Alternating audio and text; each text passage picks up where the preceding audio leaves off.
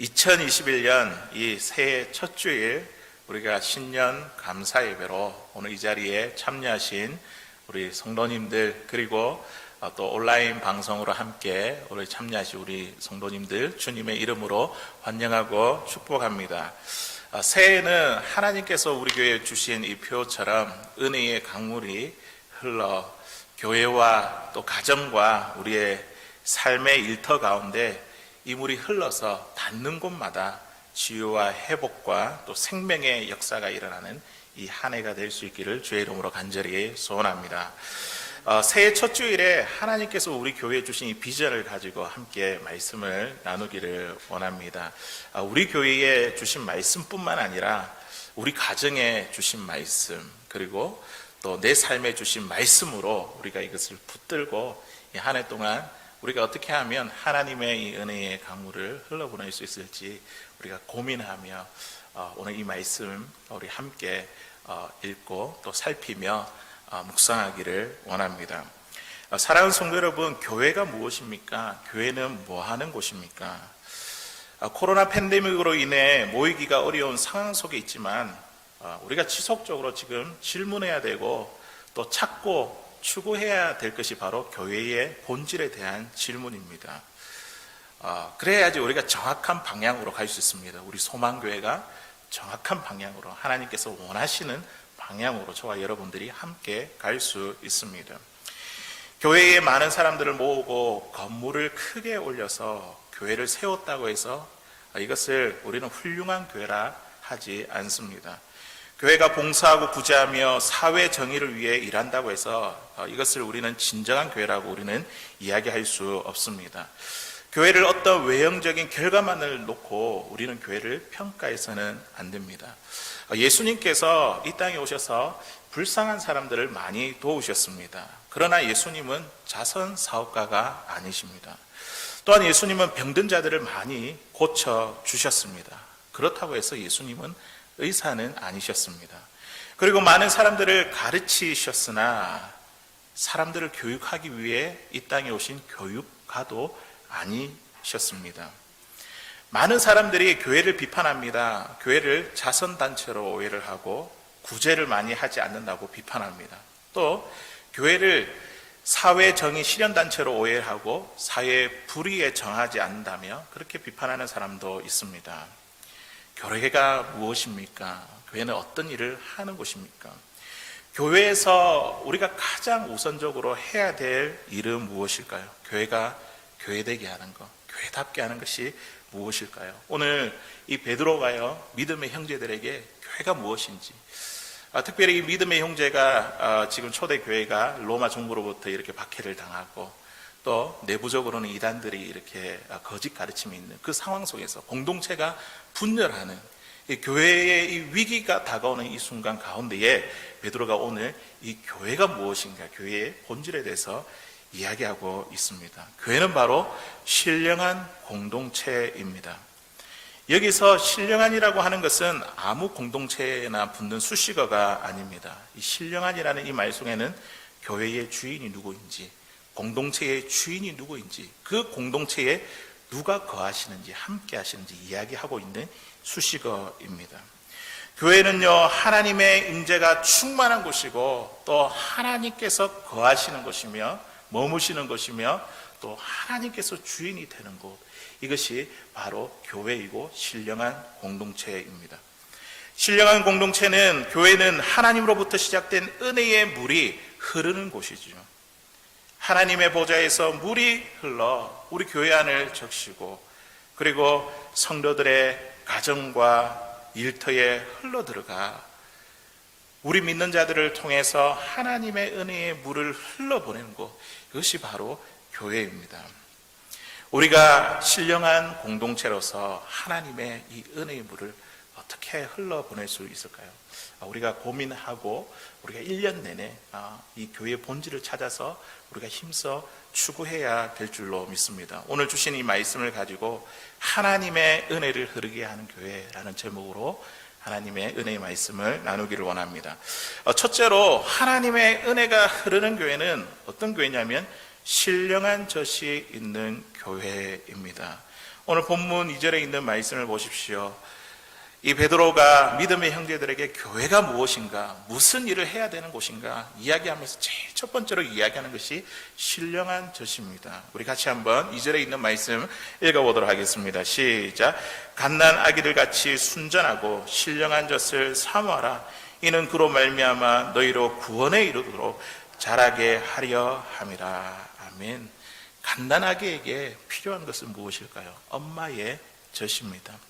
이 엄마의 젖은요, 아기의 면역력을 길러줄 뿐만 아니라 엄마가 아기와 교감할 수 있는 아주 중요한 역할을 합니다. 아기에게 우유를 줄 수도 있습니다.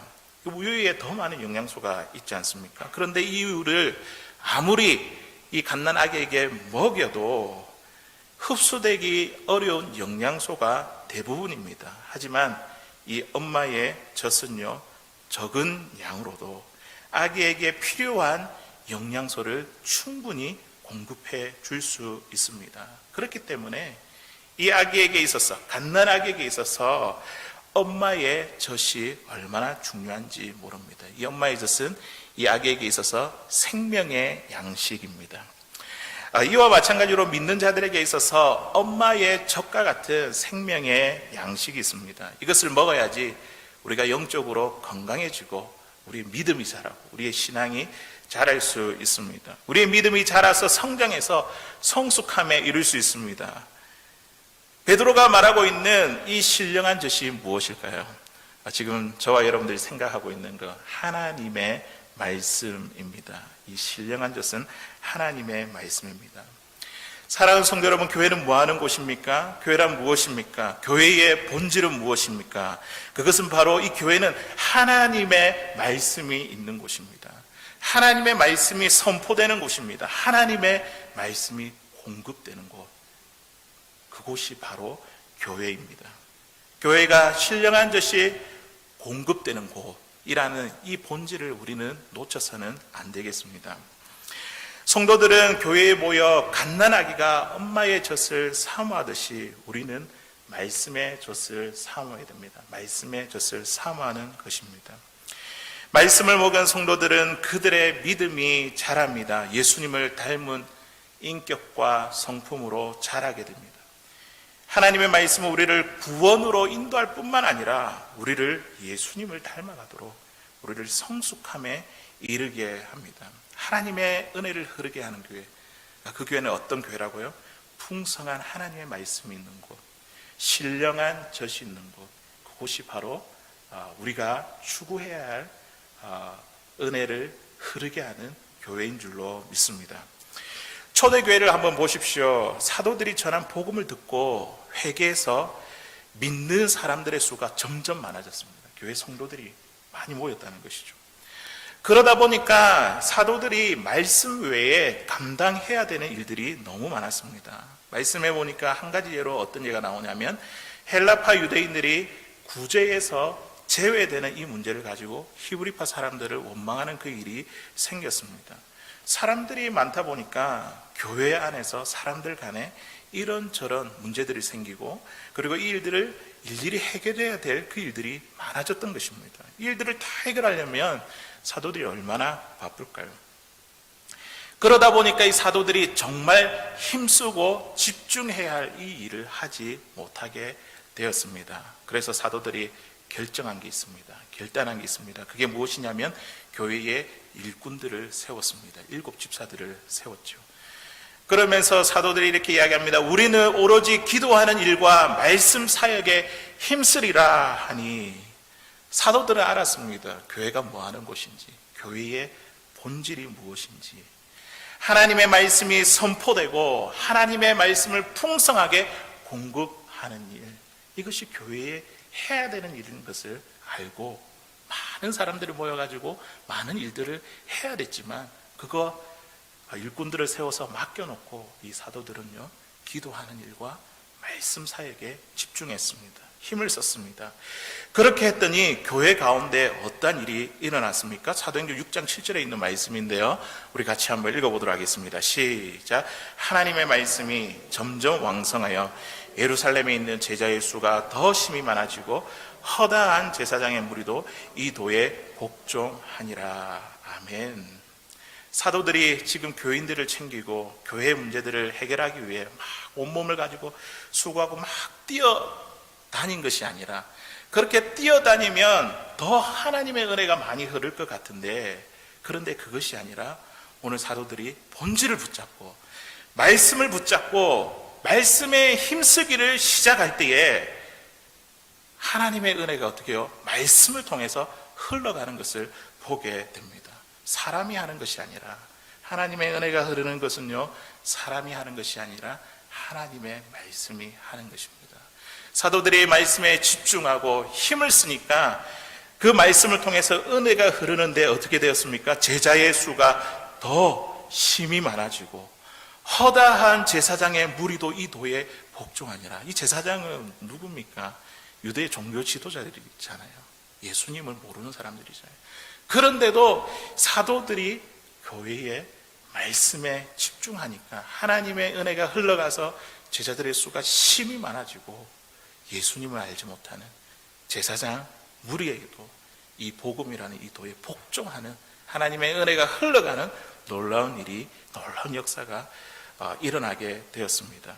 교회는 말씀이 풍성하게 공급되는 것입니다. 하나님의 은혜가 흐르는 교회는 바로 신령한 젖이 있는 교회, 하나님의 말씀이 풍성한 교회인 줄로 믿습니다. 사랑하는 성도 여러분, 교회에서 목사가 하는 일이 무엇일까요? 교회에서 행정도 해야 되고, 교회 행정도 해야 되고, 또 새신자와 몸이 아픈 성도들도 이 신방을 해야 됩니다. 어려운 일을 당한 교인들이 찾아오면 또 상당한 시간을 내어서 상담도 해야 합니다. 또 교인들을 또 신앙 교육하는 이 일도 해야 됩니다. 동시에 자신의 영성도 유지해야 되고 건강 관리도 해야 됩니다. 우리 성도님들을 위해서. 그런데 이러한 많은 일들 가운데에 목사에게 있어서 가장 중요한 일은 무엇일까요? 그것은 바로 하나님의 말씀을 공급하는 일입니다. 하나님의 말씀을 선포하는 일입니다. 왜냐하면 하나님의 말씀만이 하나님의 은혜를 흐르게 하기 때문입니다. 사도들이 오직 기도하는 일과 말씀 사역에 힘쓰리라 한 것 같이 교회가 뭐하는 곳인지 본질을 꿰뚫기 시작하고 우리가 말씀 사역에 힘쓰기 시작할 때 목사가 말씀을 풍성히 공급하는 데 힘쓰고 우리 성도님들이 교회에 와서 말씀의 젖을 사모하는 이런 일들이 일어나게 될 때에 우리 교회에 은혜가 흐르게 되고 우리의 삶 가운데, 지역 가운데 하나님의 놀라운 은혜가 흐르는 그 역사가 일어나게 될 줄로 믿습니다. 새해에는 우리 교회가 하나님의 말씀이 더욱더 풍성한 교회가 되기를 원합니다. 우리 생명의 삶 이제 큐티 책을 가지고 우리가 말씀 묵상을 이제 하게 되는데요. 지금 없으신 분들은 나중에 갈 때에 꼭 한 권씩 가져가시기를 바랍니다. 성경책과 큐티 책을 가지고 매일 말씀 묵상을 통해서 하나님이 주시는 신령한 젖을 사모하십시오. 말씀 묵상이 우리에게 생명의 양식이 되어 신령한 젖이 되어 꿀송이보다 더 단 하나님의 말씀의 맛을 경험하게 될 것입니다. 이 말씀을 통해서요, 우리 가운데 있는 이 은혜의 물이 흘러가는 귀한 역사를 경험하게 될 것입니다. 말씀을 통해 하나님의 은혜가 흘러가는 우리 덴버 소망교회 될 수 있기를 주의 이름으로 간절히 소원합니다. 두 번째로 하나님의 은혜가 흐르는 교회는 어떤 교회냐면 신령한 집이 되는 교회입니다. 오늘 본문에 우리 4절 하반절과 5절에 있는 그 상반절에 있는 말씀을 우리 여기 있는 자막에 있는 말씀을 같이 한번 읽어보도록 하겠습니다. 시작. 보배로운 산돌이신 예수께 나와 너희도 산돌같이 신령한 집으로 세워지고. 아멘. 오늘 말씀해 보니까 이 베드로가 믿음의 형제들에게 교회에 대해서 이야기하는데 첫 번째는 신령한 젖, 두 번째는 또 신령한 집에 대해서 지금 이야기하고 있습니다. 예수님은요, 보배로운 산돌이십니다. 죽은 돌이 아니라 살아있는 돌이라는 뜻이죠. 예수님이 십자가에 죽으셨지만 3일 만에 부활하셔서 예수님은 산자, 더 이상 죽음이 없는 살아있는 부활의 몸이 되셨습니다. 예수님이 산돌이 되셨다는 것은 누구든지 예수님을 믿는 자들에게 영원한 생명을 주시는 구원의 반석이 되셨다는 뜻입니다. 예수님을 믿는 저와 여러분들도 마찬가지입니다. 우리가 예수님을 알기 전에, 예수님을 믿기 전에는 죄로 인해 죽은 돌과 같은 자였습니다. 하지만 우리가 예수님 앞에 나오고 그 예수님을 믿은 이후로부터 우리는 예수님의 십자가 때문에 우리 역시도 살아있는 돌이 되었습니다. 예수님은요, 베드로를 부르시고 제자를 삼고 나서 이 베드로의 원래 이름이 뭡니까? 시몬이지 않습니까? 그 시몬을 예수님이 이름을 새로 붙여주셨습니다. 그 이름이 뭐냐면 바로 베드로입니다. 반석이라는 뜻을 가지고 있습니다. 돌이라는 뜻을 가지고 있죠. 예수님이 베드로에게 이렇게 이야기합니다. 너는 베드로다. 내가 이 반석 위에 내 교회를 세우리니 음부의 권세가 이기지 못하리라. 장차 이 베드로가 산돌이 될 것을 우리 주님께서 보시고 시몬의 이름을 베드로로 바꿔 주셨습니다. 이 사건은 언제 일어나게 되었냐면 마태복음 16장 16절에 있는 말씀을 보니까 베드로가 주님을 향해서 주는 그리스도시요 살아계신 하나님의 아들이십니다. 이렇게 믿음으로 그 신앙 고백을 드리게 됐을 때에 예수님께서 그 믿음을 보시고 뭐라고요? 너는 베드로라. 산돌이라. 예수님을 믿는 자에게는 산돌이 되게 하시는 그 은혜를 이 베드로가 지금 먼저 누리게 되었습니다. 그렇다 보니까 오늘 이 말씀도 베드로가 적은 서신이지 않습니까? 베드로가 믿음의 형제들에게 지금 자신이 똑같이 나도 예수님으로부터 베드로 산돌이라고 그렇게 불림을 받았으니 너희 믿는 자들도 나와 똑같이 너희들도 산돌이다. 여기에 앉아있는 저와 여러분들도 산돌임을 믿습니다. 예수님께서 우리를 향해서 베드로라, 바위라, 반석이라 우리의 믿음을 보시고 그 믿는 믿음을 보시고 우리를 산돌이라 부르셨습니다. 이 산돌이 모여서 뭐가 되느냐면요, 오늘 말씀에 보니까 신령한 집으로 세워집니다. 예수께 나온 너희도 산돌같이 신령한 집으로 세워지고 예수를 믿고 구원받은 성도들이 모인 이곳이 무엇이냐면 바로 신령한 집입니다. 예수님을 믿고 구원받은 성도들이 모인 곳이 성전이고 바로 교회인 것입니다. 신령한 집은요, 그냥 단지 건물이 아니라 예수님을 믿어 베드로와 같이 신앙 고백을 하고 주님을 믿어 산돌이 된 사람들이 모여서 함께 예배드리는 그곳이 바로 신령한 집입니다. 교회입니다. 요한복음 4장에 보면 사마리아 여인과 예수님과 대화를 나누는 장면이 나옵니다. 이 사마리아 여인은요, 예배 장소에 대해서 궁금증을 가지고 있었습니다. 예수님께 이렇게 이야기했습니다. 우리 조상들은 이 산, 그러니까 그리심산을 말하는 겁니다. 이 산에 예배했는데 당신들은, 유대인들은 말하죠, 예배할 곳이 예루살렘에 있다 하더이다. 예루살렘 성전을 말하는 것입니다. 그때 예수님께서 이렇게 말씀하십니다. 내 말을 믿어라. 이 산에서도 말고 예루살렘에서도 말고 너희가 아버지께 예배할 때가 이를 것이다. 장소가 문제가 아니라는 것이죠. 예수님의 말씀은 장소를 초월해서 하나님께 예배할 때가 오겠다는 것입니다. 그것은 곧 자기의 죽음을 이야기하고 있는 것입니다. 예수님께서 십자가의 죽으심으로 말미암아 하나님과 인간 관계를 화목하게 하신 그때에는 누구든지 제사장이 되어 예수 그리스도를 통해서 하나님 앞에 나아갈 수 있다는 것입니다. 장소와 상관없이 어디서든지 예배를 드릴 수 있습니다. 구원받은 성도들이 함께 모여서 예배하는 곳이, 그곳이 바로 신령한 집이며 그곳이 성전이고 교회입니다. 요즘 코로나 팬데믹으로 인해 각 교회마다 온라인 예배를 많이 드립니다. 이 팬데믹이 종결된 후에 다시 대면 예배를 드리게 될 때에 교회마다 20%에서 30% 정도 대면 예배를 드리는 교인들의 수가 감소할 것이라고 그렇게 예측하고 있습니다. 지금은 코로나 팬데믹 상황이라 우리가 어쩔 수 없이 지금 방송을 통해서 가정에서 이렇게 예배를 드리고 있지만, 오늘 말씀을 보면 이 교회는요, 신령한 집이 되어야 될 줄로 믿습니다. 구원받은 성도들이 모이는 곳입니다. 녹화된 예배 영상을 내가 편한 시간에 시청하는 것은 이거는 교회가 아닙니다. 현장 예배이든 온라인 예배이든 우리는 함께 모여서 구원받은 성도들이 같은 시간에 드리는 그 예배가 있는 곳이 바로 교회입니다. 구원받은 성도들이 모인 이곳에 하나님의 은혜가 흘러갑니다. 오순절 다락방을 한번 보십시오. 그들에게 성령이 임한 사건, 오순절 날에 그들이 다 같이 한 곳에 모였더니 놀라운 일들이 일어났습니다. 하나님의 은혜가 흐르는 역사가 나타났습니다.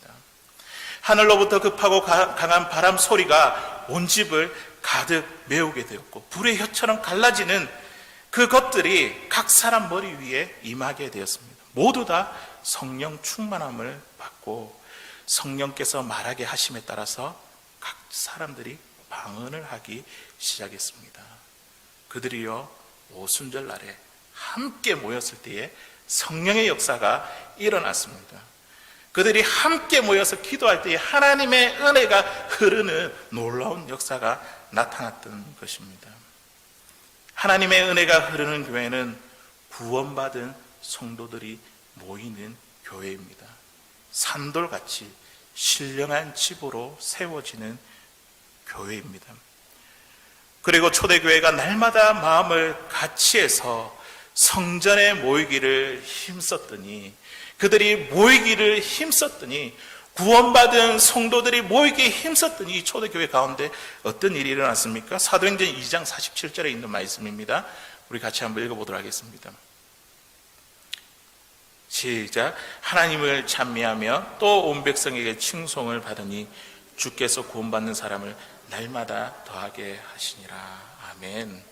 구원받은 성도들이 신령한 집이 되어서 모이기를 힘쓰니까 하나님이 어떤 일을 벌이시냐면, 구원받은 성도를 통해서 하나님의 은혜를 흘러가게 하십니다.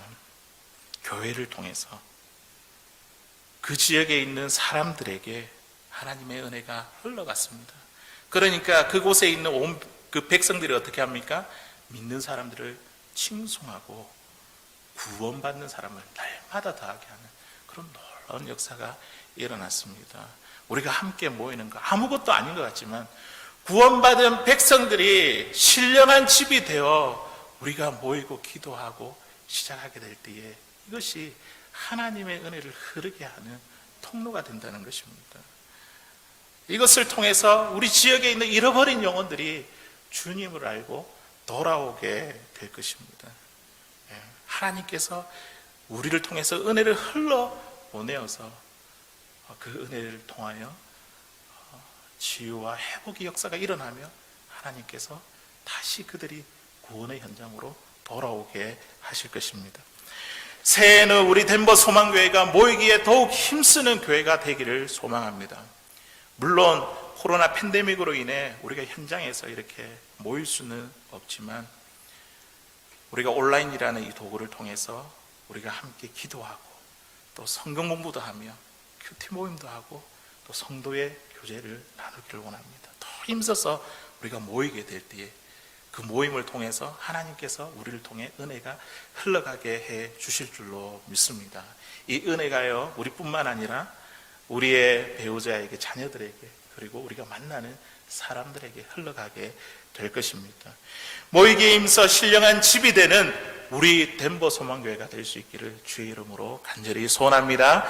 마지막 세 번째로 하나님의 은혜가 흐르는 교회는 어떤 교회냐면 신령한 제사가 있는 교회입니다. 오늘 본문 우리 5절 하반절에 있는 말씀인데요, 우리 같이 한번 읽어보도록 하겠습니다. 시작. 예수 그리스도로 말미암아 하나님이 기쁘게 받으실 신령한 제사를 드릴 거룩한 제사장이 될지라. 아멘. 오늘 베드로가 믿음의 형제들에게 보십시오. 우리 교회가 신령한 공동체인데, 첫 번째로 뭐라고요? 신령한 젖이 있는 공동체였고, 두 번째는 신령한 집이 되는 것, 마지막으로는 또 신령한 제사가 있는 곳, 그곳이 교회라고 말씀하고 있습니다. 구약의 제사장들은 하나님 앞에 나아갈 때에 마음대로 아무렇게나 나가지 못했습니다. 하나님께서 정하신 방법대로, 또 재물을 가지고 재물이 없이는 하나님께 나가지 못했습니다. 그런데 우리의 영원한 대제사장이 되시는 예수님께서는 하나님 앞에 어떻게 나가셨습니까? 재물을 가지고 나가셨죠. 그 재물이 누구냐면 자기 스스로, 예수님 자신 스스로가 십자가의 제물이 되어 예수님은 하나님이 계신 지성소에 들어가셨습니다. 자기의 몸을 죽여 하나님께 신령한 제사를 드렸습니다. 신령한 제사란 어떠한 제사냐면 자기의 몸을 제물로 드리는 이 제사, 이것이 바로 신령한 제사입니다. 우리 로마서 12장 우리 1절에 있는 말씀 우리 같이 한번 읽어보도록 하겠습니다. 시작. 그러므로 형제들아, 내가 하나님의 모든 자비하심으로 너희를 권하노니 너희 몸을 하나님이 기뻐하시는 거룩한 산 제물로 드리라. 이는 너희가 드릴 영적인 예배니라. 아멘. 영적인 예배, 신령한 예배, 신령한 제사가 어떤 제사라고요? 우리의 몸을 거룩한 산 제물로 하나님께 올려다 드리는 것이 신령한 예배, 신령한 제사, 영적인 예배인 줄로 믿습니다. 우리가 어떻게 자기의 몸을 제물로 드릴 수 있을까요? 우리의 입술을 통하여 우리는 찬양의 제사를 드릴 수 있습니다. 그리고 우리의 마음으로 상한 심령을 가지고 우리는 하나님 앞에 눈물의 제사를 드릴 수가 있습니다. 또 우리는 어려운 형편의 사람들을 돌아보고 도와주며 나누는 행위의 제사를 드릴 수가 있습니다. 이 모든 것이 우리의 몸을 가지고 하나님께 제물로 드리는 제사입니다. 이것이 신령한 제사요, 신령한 예배요, 그리고 영적인 예배가 됩니다. 덴버 소망교회가 36년이라는 긴 세월을 지나 지금 여기까지 올 수 있었던 것은 그동안 우리 많은 성도님들께서 자신이 제물이 되어 하나님께 드린 신령한 예배 때문입니다. 매일 이 제단을 위해서 눈물로 기도하시는 분들이 계십니다. 교회를 건축하면서 성도님들이 흘린 수고와 땀 이루어 말할 수가 없습니다. 매주 자신의 시간과 물질을 들여 이 예배를 준비하고 예배에 수종 드시는 그분들이 계십니다. 코로나 팬데믹으로 인해 우리가 어떻게 이 온라인 방송 예배를 드릴 수 있을까 그렇게 고민할 때에 이 온라인 예배가 가능하도록 힘써 도우신 분들이 계십니다. 자신의 몸이 제물이 되어 하나님께 드리는 것, 그것이 바로 신령한 예배입니다. 이들의 수고와 섬김으로 인해 저와 여러분들에게 하나님의 은혜가 지금 이 자리에서 지금 흘러가고 있는 것입니다. 어제 새벽 예배를 마치고 원로 목사님과 함께 올해의 교회 비전을 두고 잠깐 말씀을 나누었습니다. 물이 흐른다는 것, 이것이 무엇일까? 물은 평지에서 그냥 흐르지 않지 않습니까? 물은 항상 높은 곳에서 낮은 곳으로 이렇게 흘러가는 것이 이 물인데, 하나님의 은혜가 우리 교회에 분명히 흐르는데 우리가 이 은혜를 흐르게 하기 위해, 하나님의 은혜를 흐르기 위해 우리 교회가 어떻게 해야 될까? 우리가 하나님의 그 은혜를 바치기 위해, 흘러갈 수 있도록 바치기 위해 우리가 어떻게 해야 될까? 이런 이야기를 가지고 목사님과 잠깐 고민하게 되었습니다. 저는 이 은혜가 흐른다는 이것을 생각하면서 목사인 제 자신이 먼저 이 하나님의 은혜를 흘러가는데 방해물이 되면, 걸림돌이 되면 안 되겠다는 생각을 하게 되었습니다. 더 낮은 자세로 하나님께서 이 은혜를 흘러주시면 제가 높이 서 있으면 이게 안 가잖아요. 막잖아요. 더 낮은 자세로 이 물을 내가 바치게 될 때에 이 물이 흘러가구나. 겸손하게 될 때에 하나님의 은혜의 물이 더 많이 저를 통해서 우리 성도님들에게 흘러가겠구나. 우리 성도님들도 마찬가지지 않습니까? 우리가 교회에서 받은 그 하나님의 그 은혜의 물을 우리 가정에서 남편에게 자녀에게 흐르기 위해서 내가 이렇게 높아지면 그 가다가 막히잖아요. 더 낮아져야지 우리가 이 물을 흘러 보낼 수가 있습니다.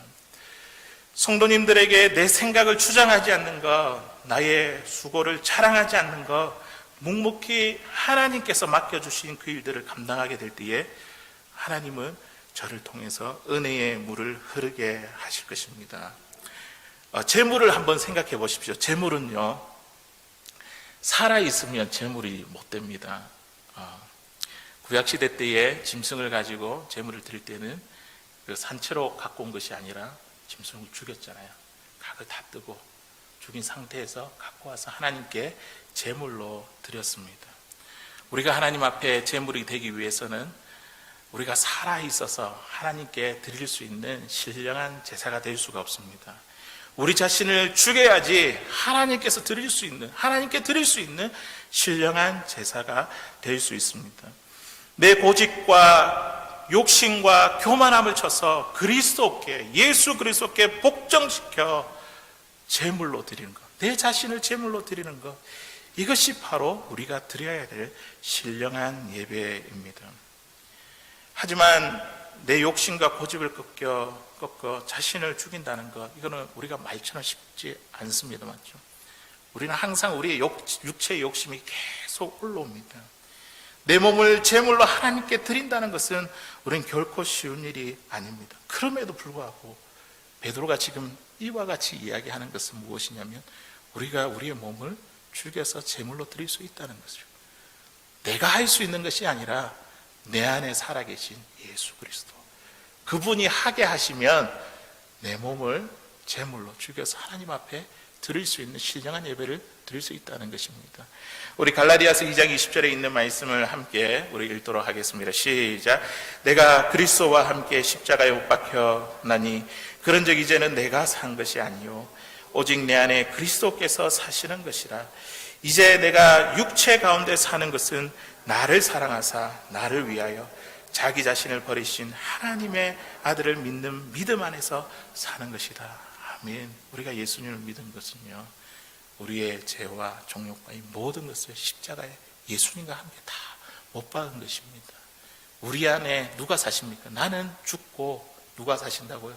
예수 그리스도께서 살아계시니, 그 예수님께서 지금도 내 안에 역사하고 계시니, 그 주님 때문에 우리는 내 자신을 죽여서 우리가 산 제물로 하나님 앞에 신령한 예배를 드릴 수 있습니다. 나는 못하지만 우리 예수님께서 할 수 있도록, 감당할 수 있도록 우리에게 힘을 주십니다. 오늘 이 자리에 나와서 우리가 예배를 드리는 것, 우리가 얼마나 이 용기 있는 행동입니까? 하나님 앞에 이 팬데믹 상황 가운데 이 자리에 나올 수 있다는 것. 예수님께서 우리에게 마음을 주시니까, 예수님께서 예배할 수 있도록 마음을 주시니까, 그것이 바로 우리가 지금 드리고 있는 제물이지 않습니까? 내 자신을 죽여서 나오는 것. 그것을 우리 주님께서 받으십니다. 신령한 제사로 받으십니다. 사랑하는 성도 여러분, 은혜가 흐르는 교회는 신령한 예배가 있는 교회입니다. 신령한 예배는 자신을 제물로 드리는 예배입니다. 내 안에 살아계신 예수님 때문에 내 자신을 주장하지 않고 내 자신의 육체를 예수님께 복종시키는 예배입니다. 우리 신령한 예배는요, 우리 자신을 겸손하게 만듭니다. 더 낮아져서 하나님의 은혜를 흐르게 합니다. 지금 저와 여러분들이 우리가 신령한 예배를 드리게 될 때에 우리는 하나님의 은혜를 흘러가게 할 수 있는 도구로 쓰임을 받을 수 있습니다. 우리의 자신의 몸을 제물로 하나님 앞에 드려 이 한 해에는 정말 신령한 예배로 하나님 앞에 올려다 드릴 수 있는 우리 사랑하는 성도 여러분, 우리 덴보 소망교회 우리 성도님들 될 수 있기를 바랍니다.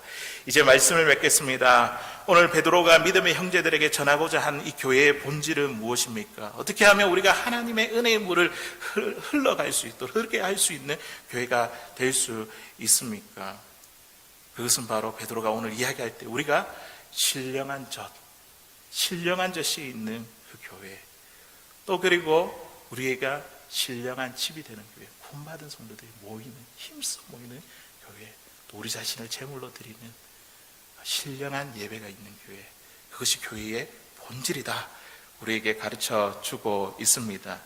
이러한 우리가 추구하는 본질을 통하여 우리 교회가 신령한 공동체가 되어 하나님의 물을 흘러보내고 그 은혜의 물이 흘러 닿는 곳마다 우리의 삶 가운데 치유와 회복 그리고 생명의 역사가 일어나는 우리 덴버소망교회 이 한 해가 될 수 있기를 주의 이름으로 간절히 축원합니다.